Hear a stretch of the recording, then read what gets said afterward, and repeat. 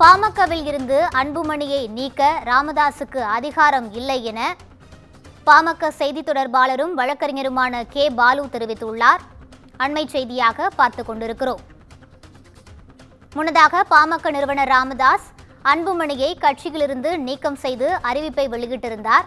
இந்த நிலையில் பாமகவில் இருந்து அன்புமணியை நீக்க ராமதாசுக்கு அதிகாரம் இல்லை என்று பாமக வழக்கறிஞர் கே பாலு விளக்கமளித்துள்ளார்.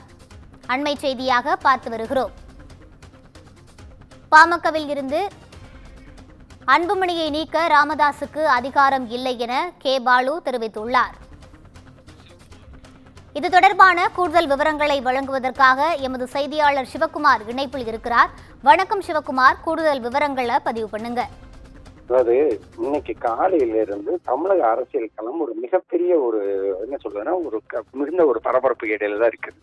உதாரணமா சொல்ல போறாங்க அந்த பாமகவோட பிரச்சனை. அதாவது கட்சி கொள்கைக்கு எதிராக செயல்பட்டதாக கூறி, அதாவது கொஞ்சம் கடந்த 2-3 மாதங்களுக்கு முன்பு நடந்த பொதுக்கூட்டத்துல தன்னோட பேரன் முகுந்தனுக்கு ஒரு பதவி கொடுத்தாரு வேற ராமதாஸ்.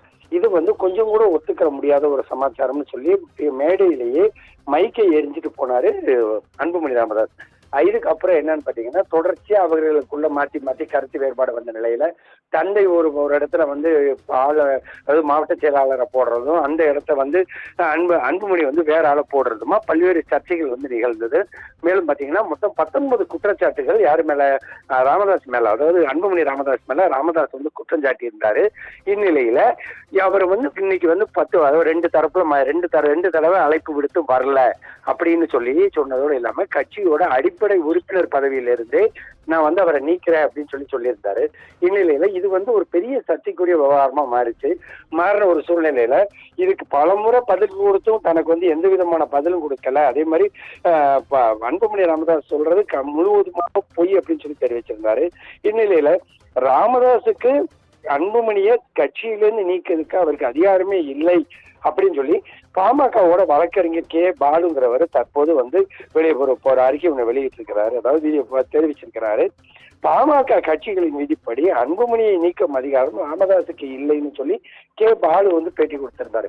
அதாவது இப்ப திமுக, பாமக எல்லா கட்சிகளுக்குமே உட்கட்சியை பொறுத்த மட்டும் ஒவ்வொரு விதிமுறைகள் உண்டு. உதாரணத்துக்கு சொல்ல போறோம்னா, ஒரு துணை பொதுச் செயலாளரை அப்போஸ் பண்றதாகட்டும் அல்லது ஒரு பொதுச் செயலாளரை தேர்ந்தெடுக்கிறதாகட்டும், இது எல்லாமே சேர்ந்து தீர்மானம் போட்டு கூட்டங்களின் அடிப்படையில் அந்தந்த கட்சிக்குரிய சட்ட விதிகளுக்கு உட்பட்டு தான் செய்ய முடியும். ஆனா ராமதாஸுக்கு எந்த அதிகாரமும் இல்லை அப்படின்னு சொல்லி தற்போது பாமக வழக்கறிஞர் கே பாலு தெரிவிச்சிருக்கிறாரு. ஏற்கனவே ராமதாஸை நீக்கியது, அன்புமணி ராமதாஸை நீக்கப்பட்ட விவகாரம் இது ஒரு ஏற்கக்கூடியது இல்லை அப்படின்னு சொல்லி அவரோட ஆதரவாளரான வடிவேல் ராமன் தெரிவிச்சிருந்த நிலையில தற்போது அதே நிலையில அன்புமணி ராமதாஸை நீக்கிறதுக்கு ராமதாஸுக்கு அதிகாரம் இல்லைன்னு அந்த பாமகவோட வழக்கறிஞர் கே பாலு தெரிவிச்சிருக்க விவகாரம் மேலும் சர்ச்சைகளுக்கு ஏற்படுத்தி இருக்குதுங்க. தகவல்களுக்கு நன்றி சிவகுமார்.